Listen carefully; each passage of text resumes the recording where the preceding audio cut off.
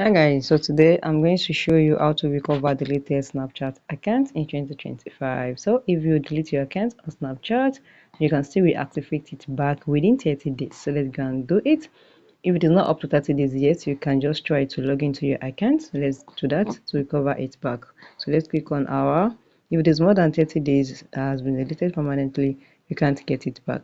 So if it is not up to 30 days, open up your Snapchat account. Once you open up your Snapchat account, try to log in. So you click on login. Just wait for it. Note that if your account that you deleted is not up to 30 days, you'll be able to recover it back immediately. So you can see I have logged in back and I was able to recover my deleted Snapchat account is because it is not up to 30 days already. If it has up to 30 days, you'll not be able to recover it back. So guys, if you find this video helpful, smash the like button, drop a comment and subscribe.